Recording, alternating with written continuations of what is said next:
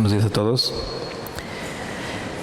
Les damos la cordial bienvenida a esta reunión. Nos da mucho gusto que nos puedan acompañar. Y como sabrán, estamos ya transmitiendo en vivo. El anhelo de nuestros corazones es que más personas puedan escuchar acerca de la palabra, la puedan conocer, sepan qué es lo que quiere Dios para sus vidas. Y con ese propósito hemos nosotros acomodado, puesto las cosas para que la palabra de Dios pueda llegar a más personas. Vamos a continuar con nuestra enseñanza del libro del Evangelio de Juan. Y ya terminamos el capítulo 1. Todavía nos faltan como otros 20. Tenemos mucho que estudiar todavía, mucho que aprender, mucho que entender. Y el día de hoy comenzaremos con el capítulo número 2. Este capítulo empieza con un milagro, el primer milagro de Cristo. Y la situación, el momento que Él escoge para hacer este milagro es en una boda. Y el título de la enseñanza es Las bodas de Caná. Y qué interesante que nuestro Señor Jesucristo eligiera ese momento especial para la vida de unas personas. Y la Escritura comienza diciendo en el versículo número 1 del capítulo 2 del Evangelio de Juan: al tercer día se hicieron unas bodas en Caná de Galilea. Al tercer día.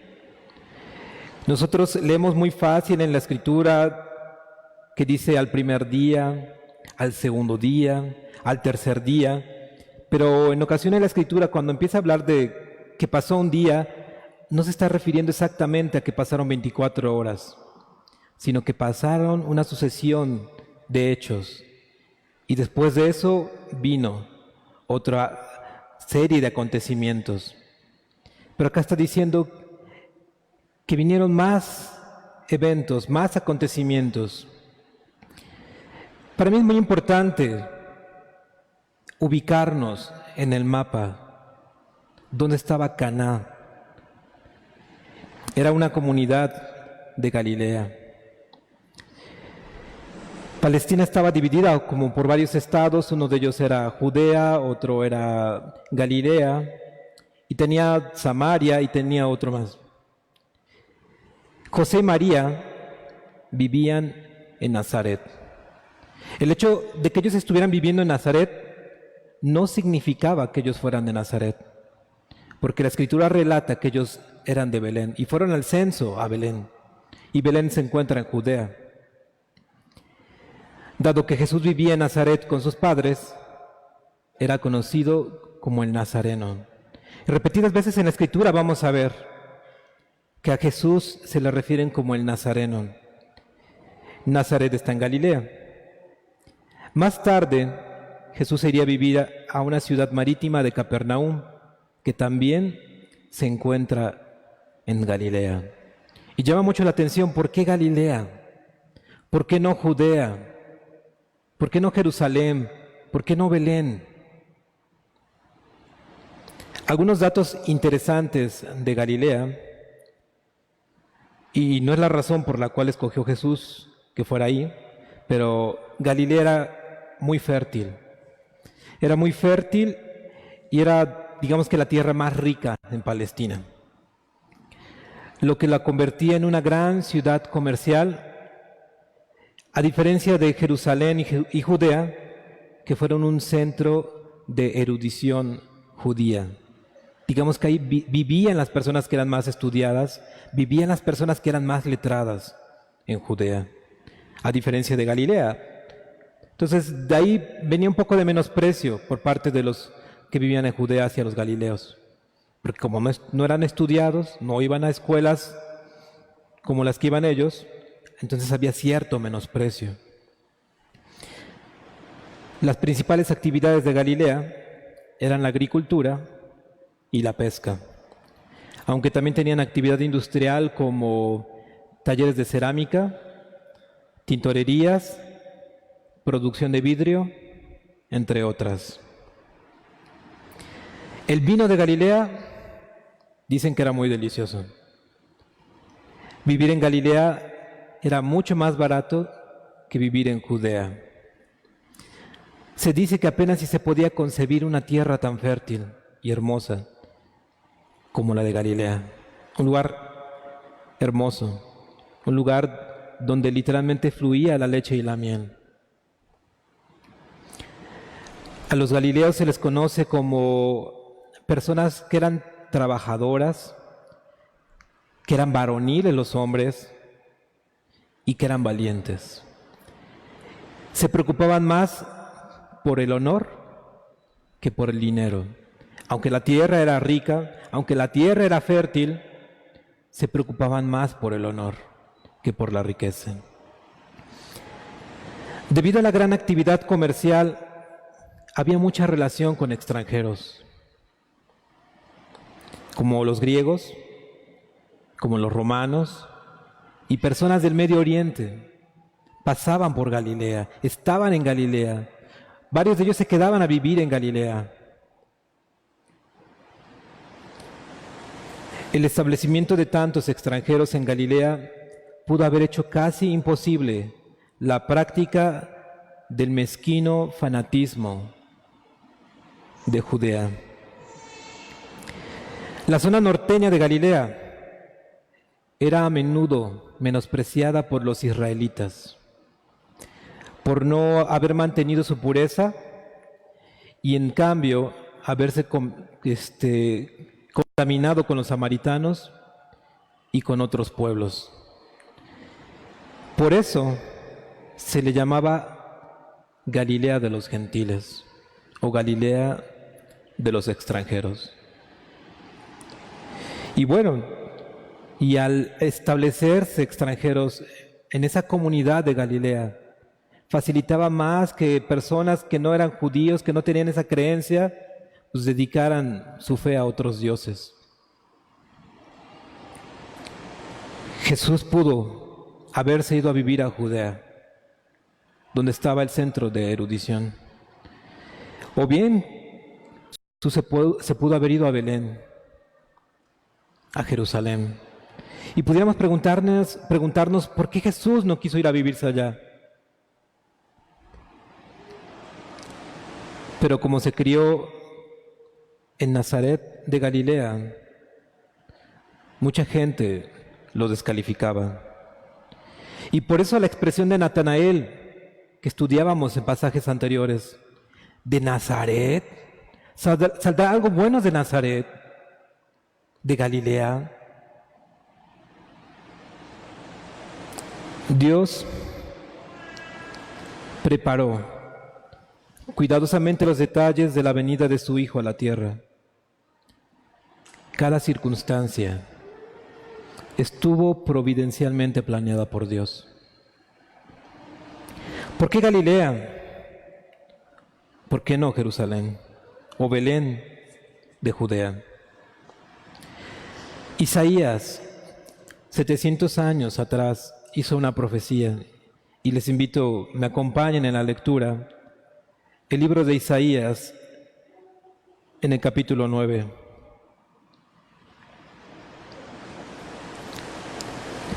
El libro del profeta Isaías, capítulo 9. 700 años antes. Y dice así el profeta Isaías: mas no habrá siempre oscuridad para la que está ahora en angustia, tal como la aflicción que le vino en el tiempo que livianamente tocaron la primera vez a la tierra de Zabulón y a la tierra de Neftalí. pues al fin llenará de gloria el camino del mar, de aquel lado del Jordán, en Galilea de los gentiles. El pueblo que andaba en tinieblas vio gran luz. Los que moraban en tierra de sombra de muerte, luz resplandeció sobre ellos. Multiplicaste la gente y aumentaste la alegría. Se alegrarán delante de ti, como se alegraron en la siega, como se gozan cuando reparten despojos. Porque tú quebraste su pesado yugo y la vara de su hombro, y el cetro de su opresor, como el día de Madián. Vemos una de las razones más importantes de por qué Dios estaría muy interesado en comenzar su ministerio y primer milagro en Galilea. Dice que el pueblo se encontraba bajo oscuridad y angustia. Y el que fuera hermosa Galilea, y el que fuera fértil, y que fuera de riqueza considerable, para nada garantizaba que los galileos vivieran alumbrados por la maravillosa luz de Dios que es Cristo. Vivían esclavos de sus pecados los galileos. Estaban muertos en vida. Sus hermanos israelitas de Judea los menospreciaban, y repetidas veces lo podemos notar en las Escrituras. Debemos recordar lo que la Escritura nos enseña respecto a que Dios es amigo de los humildes, de los sencillos, de los necesitados, de aquellos que reconocen la necesidad que tienen de Dios. Y dice la Escritura que a esos, a los humildes, Dios derrama de su gracia, Dios derrama de su ayuda. A diferencia de aquellos que son soberbios, Dios aleja su amistad. Dios los mira de lejos, Dios se aparta de ellos y no derrama su gracia, como si pusiera una barrera con el soberbio. Por eso vemos una diferencia entre Judea y entre Galilea. Unos israelitas de Judea arrogantes, que menospreciaban, que se sentían lo máximo por el conocimiento de las Escrituras que tenían, menospreciando a sus hermanos. Dios cumpliendo su palabra, Dios soportando, viendo de lejos al soberbio. Pudiéramos mirarnos a nosotros mismos y reflexionar acerca de nuestra vida. ¿Cómo nos sentimos el día de hoy? ¿Cómo se siente usted el día de hoy? Como aquellos israelitas de Judea que se sienten que están bien con Dios.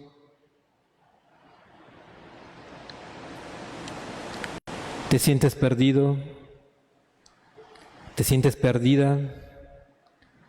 ¿No logras ver con claridad a dónde vas?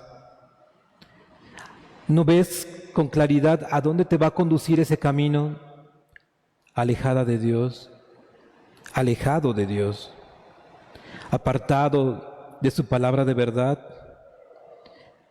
Vives angustiado, angustiada, resultado de la forma en la que vives, vacío o vacía, y no hay nada que te haga sentir y mantenerte pleno o plena. Debemos escuchar la voz que dice: mas no habrá para siempre oscuridad para la que está en angustia.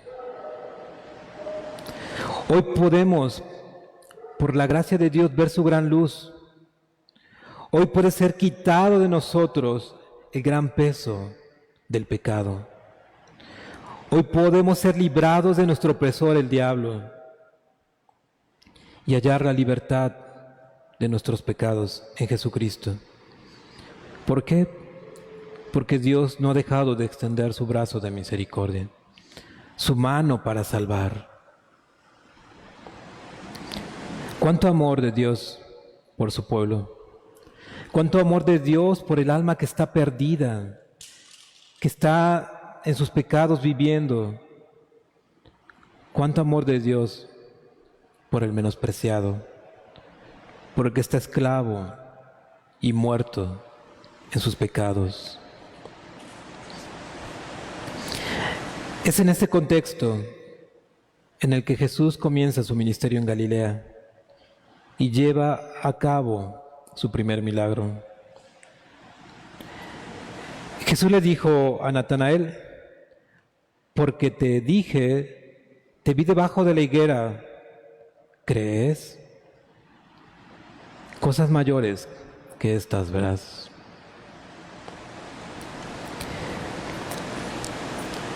Sigamos con la lectura que tenemos en Juan capítulo 2, en el versículo 1, que dice así: al tercer día se hicieron unas bodas en Caná de Galilea, y estaba allí la madre de Jesús, y también fueron invitados a las bodas Jesús y sus discípulos. Me ponía a pensar, vaya bendición de esta pareja, que Jesús estuviera en sus bodas. Yo creo que si pudiéramos hacer una pregunta y decir quién no estaría contento de los aquí presentes que estuviera Jesús en su boda, yo creo que muchos levantarían la mano y dirían: claro que me encantaría que Jesús hubiera estado en mi boda. Bueno, no fue así, pero Él estuvo en unas bodas en Caná de Galilea con esta pareja muy bendecida por Cristo. Y bueno, hablar de celebración de bodas en el pueblo judío es un tema que pudiera llevarnos bastante tiempo, pero solamente vamos a hablar algunas pocas cosas relevantes, interesantes. Las bodas de los judíos están llenas de simbolismos y están llenas de mucha enseñanza. Desde el Antiguo Testamento y hasta el Nuevo Testamento hay muchas referencias a lo que son las bodas. Jesús en varias de sus parábolas hace mención de actividades que acompañan esas celebraciones y las aterriza en el plano espiritual. Más o menos una boda, según las posibilidades que tuvieran, podía durar los festejos una semana, 7 días. Aunque podían extenderse el matrimonio a 30 días. Algunos quizás apenas con gran esfuerzo pueden pagar un día de boda, pero bueno, los papás consideraban esa situación económica de sus hijos. Cuando el papá veía y la mamá veía que el hijo tenía las posibilidades, como que pues ahí estaba el papá animando al hijo a que pensara y considerara casarse. De hecho, los papás se encargaban no de forma, no era siempre así, pero los papás intervenían para saber o para elegir quién sería la novia, la esposa de ese joven. Razones como las que era muy importante para ellos que la mujer fuera gentil, que fuera que amara a Dios, que fuera judía, y estaban preocupados por el bienestar de ese matrimonio. Algo que es importante en este pasaje es que hay una relación que se da, que es entre un hombre y una mujer en matrimonio. Dios estableciendo el orden, Dios insistiendo sobre cuál es el orden. No hay otro fuera, no hay otro diferente. No como hoy las ideas contemporáneas de la sociedad, abriendo según su mente cada vez apartándose más de la verdad, cada vez alejándose más de la santidad. El matrimonio es una institución divina. No es un invento de los hombres, no es un invento de la sociedad, es una institución divina. La asistencia de Jesús en las bodas de Caná está acentuando la importancia y la santidad del matrimonio. Por lo que su matrimonio para Dios es muy importante y es santo. Hoy en día, en la sociedad, se ha vuelto cada vez menos importante esta institución divina. Los matrimonios se han vuelto desechables, como un vaso, como un plato que podemos tomar y tirarlo a la basura. Las personas inmersas en su egoísmo solo están pensando en la felicidad de su persona, de ser solamente yo feliz, sin importar la otra persona, sin importar si la otra persona está siendo o no feliz. Se unen para hacerse feliz a sí mismos y no están procurando la felicidad del otro. Las personas ya no quieren responsabilidades, ya no quieren comprometerse a que su matrimonio sea funcional. El día menos pensado, cualquiera de los dos, por capricho, decide sin mayor cargo de conciencia terminar con la relación. Así nada más, de la nada, sin una razón que lo justifique, que porque ya no siente amor, que porque ya no le gusta. No sé cuántas razones más pudieran haber. Menospreciando la obra de Dios. Esa actitud lo único que demuestra es menosprecio a la obra de Dios, a su institución divina. Fracturando, separando lo que Dios unió. Quebrantando el mandamiento que dice: lo que Dios juntó, no lo separa el hombre.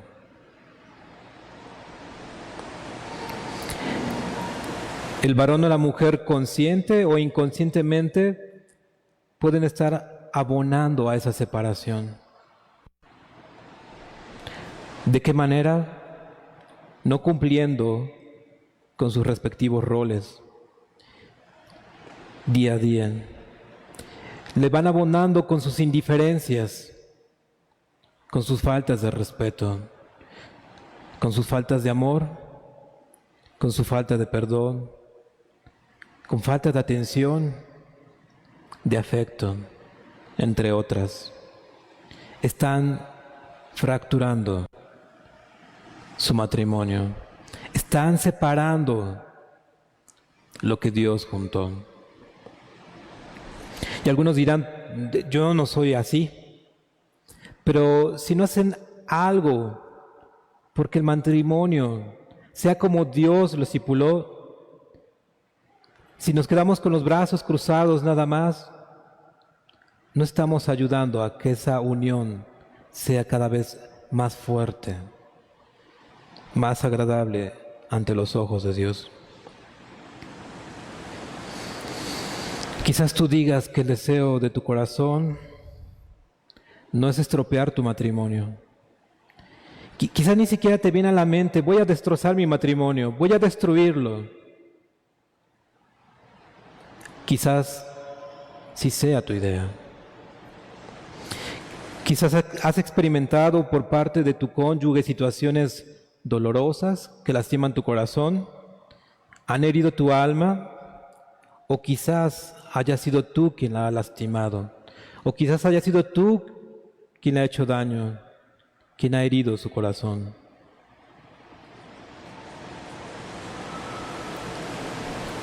Recordemos las palabras del profeta Isaías: el pueblo que andaba en tinieblas vio gran luz. Valorémonos a la luz de la Escritura. Que se valoren las relaciones matrimoniales a la luz de la palabra de Dios. Y quizás muchas tendrán que descalificarse y quizás muchas se verán como ese pueblo que andaba en tinieblas. Quizás así sea el matrimonio de muchos en tinieblas. Pero podemos ver la esperanza de Dios. Ese pueblo vio gran luz. Los que moraban en tierra de sombra de muerte, luz les resplandeció. ¿Se sentirán como ese pueblo que andaba en tinieblas? ¿Se sentirán como ese pueblo que andaba en sombra de muerte? Cristo quiere darles esperanza. Cristo quiere darles luz. Cristo quiere alumbrar a cada uno en el matrimonio. En conjunto los quiere alumbrar.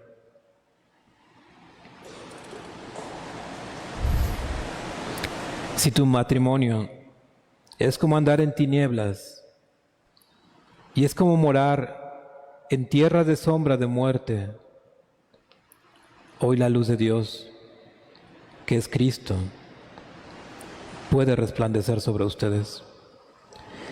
Quizás ya te diste por vencido, quizás ya te diste por vencida y crees que ya no hay nada más por hacer para recuperar tu matrimonio. Dice la palabra de Dios que en Cristo todas las cosas son hechas nuevas. Tu matrimonio puede ser renovado, tu relación puede ser renovada, tu persona puede ser renovada. En Cristo todas las cosas son hechas nuevas. En el libro de Lucas, hay una profecía en el libro de Isaías, no la busquen, yo les puedo leer, es en el libro de Isaías capítulo 61 y en el versículo 61. Dice, creo que tengo mal el capítulo, perdón, una disculpa, pero dice así la Escritura acerca de la profecía: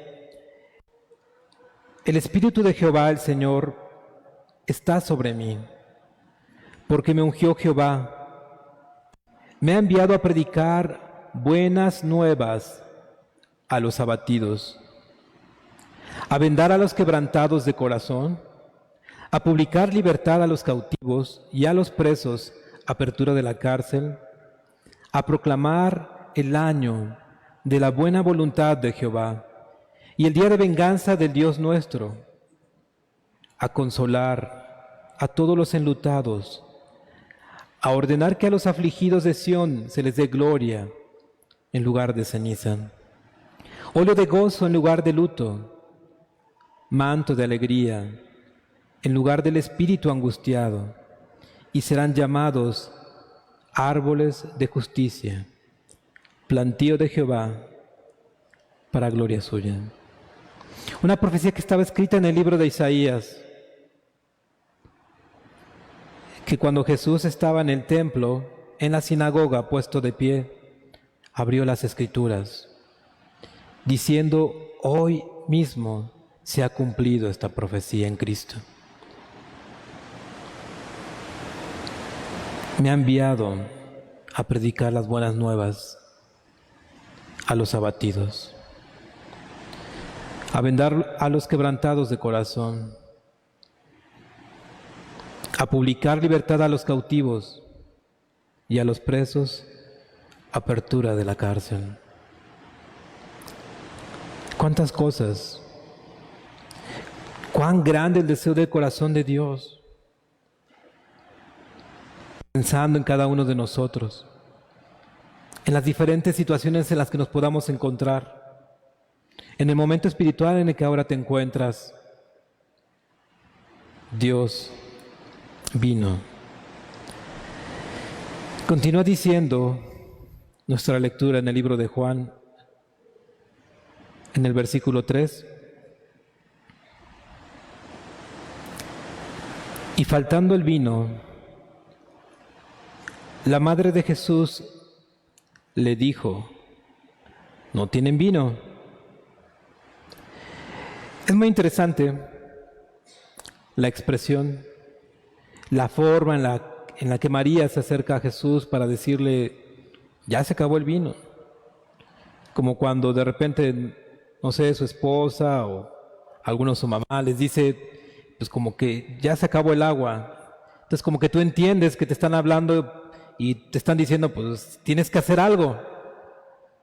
Y de esa misma manera María se acercó a Jesús a decirle, no tienen vino. El vino era una bebida básica en aquel entonces. Debido a las condiciones climáticas y la dificultad para su refrigeración, el jugo de fruta tendía a fermentarse, adquiriendo esa característica peculiar de una bebida embriagante. Es muy importante mencionar que el consumo excesivo del vino estaba condenado por la Escritura. Aunque no se los prohibía, no les decían, no puedes tomar vino, pero sí les condenaba la embriaguez. Algunos toman como pretexto este pasaje en las Escrituras, ¿ya viste? Es que a la boda en la que fue Jesús había vino. Jesús convirtió el agua en vino. Y muchos lo toman como pretexto para justificar su gusto por la embriaguez. Lo toman para justificar la inclusión de bebidas alcohólicas en sus festejos. Y no olvidemos lo que dice la Escritura, que los borrachos ni los maldicientes heredarán el reino de los cielos. Y la lista es más grande, la lista es más larga, pero quise tomar estos dos pecados que menciona la Biblia, los borrachos y los maldicientes. Pareciera ser que van junto una con otra. Vemos personas alcoholizadas que no pueden tener control de su lengua, maldiciendo, hablando en doble sentido, ofendiendo a los demás, burlándose de otros. Y dice la Escritura, los borrachos ni los maldicientes heredarán el reino de Dios. Había una preocupación en María, madre de Jesús, en este asunto de la escasez del vino, lo que nos hace pensar que ella estaba apoyando en la supervisión de las actividades de este evento. María pudo haber informado la situación a algún familiar del novio que pudiese intervenir de alguna manera para reabastecer el vino. Sin embargo, no lo hizo. Se acercó con Jesús. Tuvo confianza en Cristo Jesús. Sabía que podía hacer algo al respecto. ¿Cuándo María habría adquirido esa confianza en Jesús? Les pido me acompañen de favor al libro de Lucas, en el capítulo 2, un libro atrás de Juan. El libro de Lucas, capítulo 2, en el versículo 49.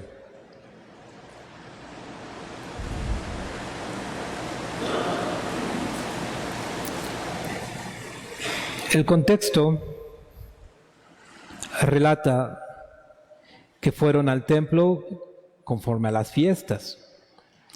Por la edad que tenía Jesús, pensamos que está hablando de la celebración de un bar mitzvah. Normalmente es a la edad de los 12 años, en los muchachos. Básicamente, en la ley judía, un muchacho, un joven a los 12 años, ya es un adulto. Ya no es mi bebé, ya no es mi niño. Como de repente logramos escuchar algunas mamás que está bien, son sus hijos, los aman, pero ya no es un niño, ya no es el bebé. Pero bueno, Jesús estaba ahí en el templo, a esa edad, en esa celebración. Y terminó la fiesta, iban con familiares, todos se regresaron. José y María pensaban que estaría Jesús con alguno de los familiares, Y cuando se dieron cuenta que no estaba y preguntaron a los familiares si tampoco estaba, se regresaron al templo a buscar a Jesús. Y es en ese contexto que, bueno, dice el versículo 49, entonces Jesús les dijo, ¿por qué me buscáis? ¿No sabíais que en los negocios de mi Padre me es necesario estar? Mas ellos no entendieron las palabras que les habló. Y descendió con ellos y volvió a Nazaret y estaba sujeto a ellos. Y su madre guardaba todas estas cosas en su corazón. Y Jesús crecía en sabiduría y en estatura y en gracia para con Dios y los hombres. Y dice que María iba atesorando en su corazón todas esas cosas. Desde el momento en que el ángel Gabriel anunció el nacimiento de Cristo. Desde el momento en que tuvieron que ir a Belén y no hubo lugar donde se hospedaran ellos. Pero Dios tuvo cuidado de Cristo y de ellos. Cuando fue lanzada la orden de que fueran muertos los niños, y Dios cuidando a José, a María y a Jesús. ¿Y cuántas cosas no se nos dirán, no estarán escritas en la Biblia, pero que María atesoraba en su corazón? Podemos hoy reflexionar acerca de la actitud de María. No estaba buscando atraer la atención hacia ella. No estaba buscando la alabanza para ella. No estaba buscando el aplauso de los hombres. Vemos a una mujer dependiendo de Jesús. Una mujer ejemplar. Una mujer que cuando se enteró que sería el instrumento escogido por Dios para que el Verbo de Dios fuera hecho carne, se humilló. Dice Lucas capítulo 1 versículo 46, entonces María dijo, engrandece mi alma al Señor, y mi espíritu se regocija en Dios mi Salvador, porque ha mirado la bajeza de su sierva. María se consideraba y era una sierva de Dios.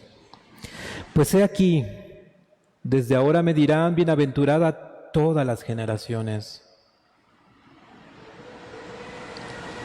Hoy podemos aprender también de María. Hoy podemos anhelar, querer tener un corazón como el de ella. Un corazón agradecido. Un corazón dependiente de Dios. Un corazón que se humilla. La afirmación de María, no tienen vino, parece muy intencionada, buscando impulsar a que Jesús se revelara públicamente como el Mesías, como diciendo, ya es hora, ya es momento, Jesús, de que te le reveles a las personas, de que te muestres como el Mesías. Llama la atención la respuesta de Jesús. Jesús le dice a María en el versículo 4, ¿qué tienes conmigo, mujer? Aún no ha venido mi hora. ¿Qué tienes conmigo, mujer? No es un pasaje fácil de interpretar. Una de las traducciones que puede ayudarnos a entender un poco más esta expresión es la traducción de la Reina Valera 2015, que dice, Jesús le dijo, ¿qué tiene que ver eso conmigo y contigo, mujer? ¿Tiene algo que ver conmigo? ¿Tiene algo que ver contigo? En otras palabras, estaba diciendo, ¿es nuestro problema? No pensemos que esto era una respuesta descortés de Jesús y desinteresada.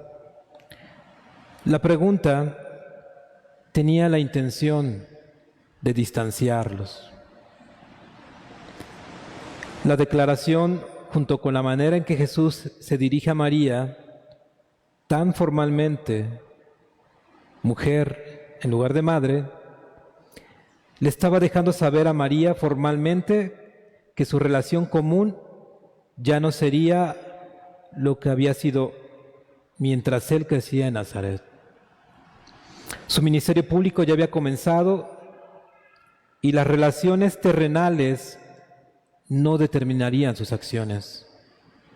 María ya no se relacionaría con él como su hijo, sino como su Mesías, sino como el Hijo de Dios, su Salvador, el Salvador de María. María tenía que aceptar que de ahora en adelante no podía interferir con los planes de Dios, con los tiempos de Dios. Las palabras, aún no ha venido mi hora, están indicando con claridad el conocimiento de Cristo que tenía de que estaba cumpliendo una obra encomendada por el Padre. Él estaba consciente, cuyos detalles se iban cumpliendo según el decreto eterno, de manera que para cada acción existía un momento determinado. Cuando Jesús supiera que su momento había llegado, entonces actuaría, pero no antes. Continúa diciendo el versículo 5. Su madre dijo a los que servían: haced todo lo que os dijere. Y estaban allí 6 tinajas de piedra para agua, conforme al rito de la purificación de los judíos, en cada una de las cuales cabían 2 o 3 cántaros. Jesús les dijo: llenad estas tinajas de agua. Y las llenaron hasta arriba. No había más lugar para más agua. Se estima una cantidad aproximada de 400 a 600 litros la capacidad de agua que podrían tener esas tinajas de piedra. El versículo 8 dice: entonces les dijo: sacad ahora y llevadlo al maestresala. Y se lo llevaron. Cuando el maestresala probó el agua hecha vino, sin saber él de dónde era, aunque lo sabían los sirvientes que habían sacado el agua, llamó al esposo. El maestresala no se encontraba en ese momento.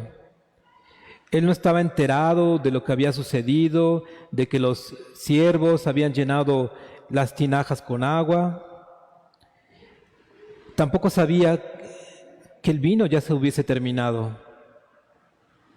Pero el testimonio del maestresala tiene la especial finalidad de mostrar la realidad del milagro de Jesús. Y le dijo, en el versículo 10, todo hombre sirve primero el buen vino, y cuando ya han bebido mucho, entonces el inferior. Mas tú has reservado el buen vino hasta ahora. Este principio de señales hizo Jesús en Caná de Galilea, y manifestó su gloria, y sus discípulos creyeron en él. En este versículo, cuando dice que Jesús manifestó su gloria, se está refiriendo a que Jesús mostró su divinidad, mostró que Él era Dios. Y al decir que sus discípulos creyeron en Él, no significa que en ese momento sus discípulos habían creído en Él, sino que la fe de sus discípulos estaba creciendo. La fe de sus discípulos era cada vez más firme tras haber visto el milagro de Cristo. Al ver nosotros el obrar de Cristo en nuestras vidas, al ver sus milagros por nosotros, quizás en nuestros familiares, ¿No debería nuestra fe en Él ser cada vez más firme? Vale la pena preguntarse también qué habrá sido de aquellos sirvientes que vieron el milagro. Porque la Escritura no nos está diciendo que los sirvientes al ver el milagro de Jesús se humillaron, le reconocieron como Mesías, se arrepintieron de sus pecados, creyeron en Él. En ese momento no nos dice la Escritura qué pasó con ellos. Vieron el poder de Dios. No leemos que hayan creído en Cristo. Tampoco podemos asegurar que en el futuro no lo hayan hecho. Hoy podemos preguntarnos a nosotros mismos, ¿qué necesito para creer en Jesús? ¿Qué necesito para creer en Él? ¿Un milagro? ¿Ser sano? ¿Que se resuelvan nuestros problemas financieros? ¿Que nuestro matrimonio sea rescatado?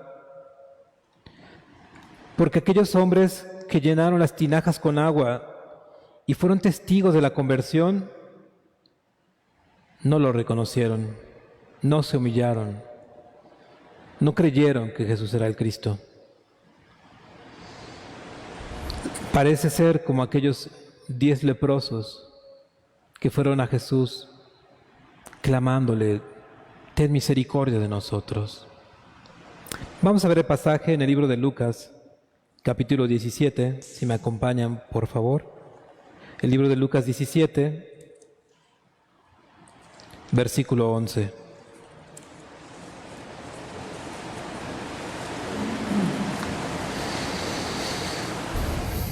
Dice así la Escritura: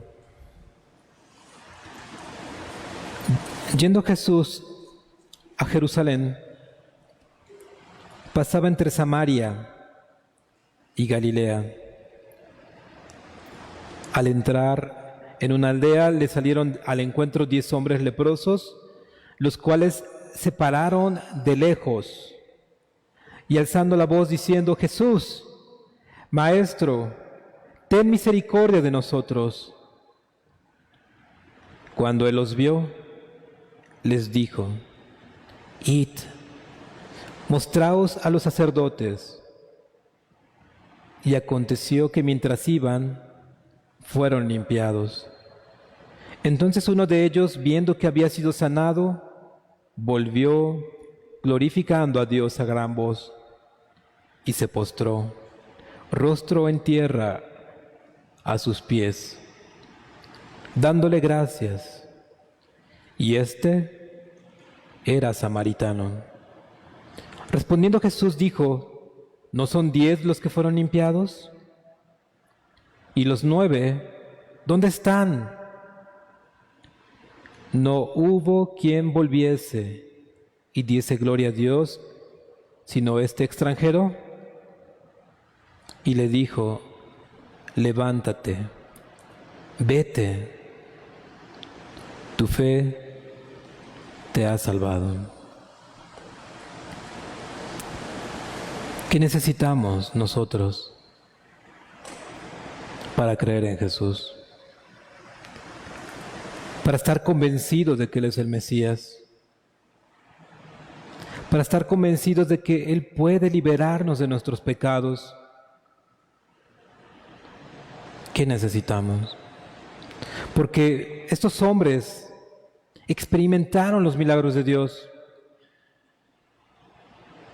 Los siervos que vaciaron el agua en las tinajas vieron el milagro de Dios. Estos hombres leprosos vieron el milagro de Dios. ¿Por qué no creyeron en Él? ¿Por qué no creyeron en Jesús? Y pudiéramos preguntarnos, ¿qué necesitamos? ¿Qué esperamos nosotros? ¿A que Dios haga un milagro en nuestras vidas? ¿A que Él traiga esa sanidad para nuestros cuerpos? ¿Que resuelva nuestros problemas financieros, los problemas matrimoniales, los problemas con los hijos? eso no nos va a garantizar al final que depositemos nuestra fe en Cristo, porque va a suceder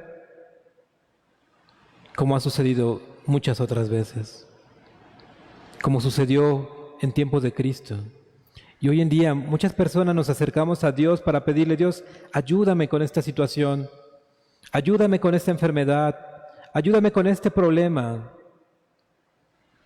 Y maravillosamente Dios responde a nuestra oración, sin merecerlo. Hace milagros en nuestras vidas. ¿Ya hemos creído en Él? ¿Ya depositamos nuestra fe en Él?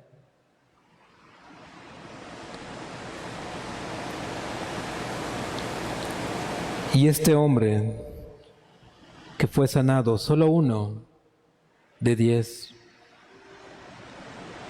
a grandes voces glorificaba a Dios. Un hombre que ni siquiera era judío, que era samaritano, que era considerado como un perro, un hombre menospreciado. Y volvió. Y Jesús le dijo: levántate, tu fe te ha salvado.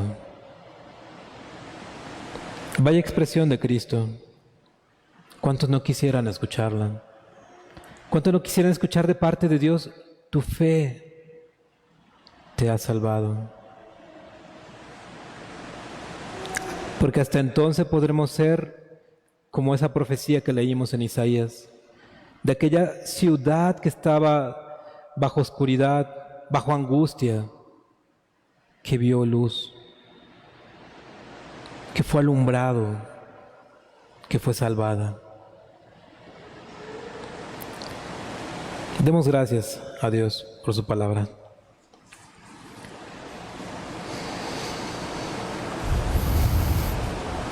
Te agradecemos, Señor, que cada día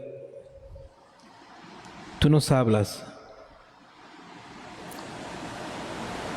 porque buscas, Señor, que volvamos nuestros corazones a ti.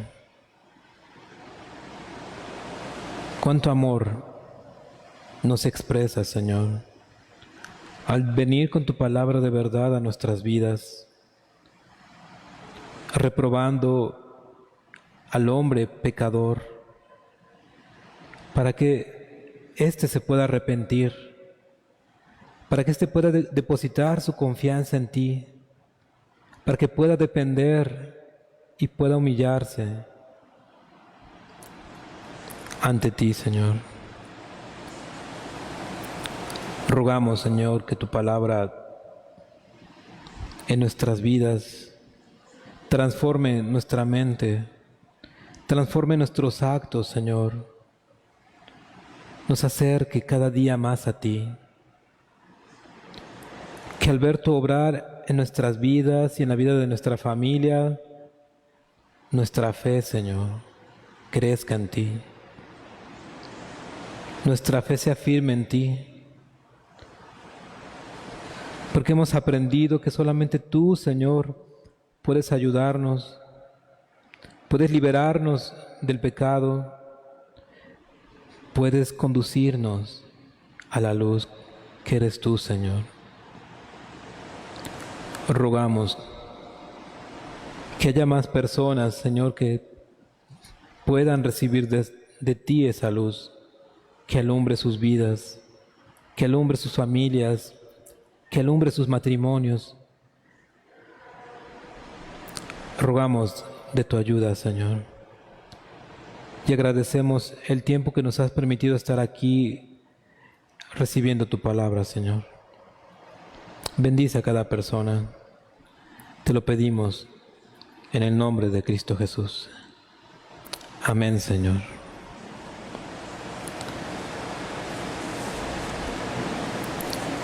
Pues les agradezco mucho su atención. Damos por terminada nuestra reunión. Los seguimos invitando a acompañarnos en los estudios bíblicos. Los invitamos a compartir las enseñanzas que están en nuestro canal de Facebook y también en YouTube. Nuestros hermanos han hecho el esfuerzo por mantener al día las enseñanzas. Nos daría mucho gusto que las compartieran para que otros más conozcan acerca de la Escritura. Pues Dios les bendiga, que tengan buena tarde y estamos para servirles.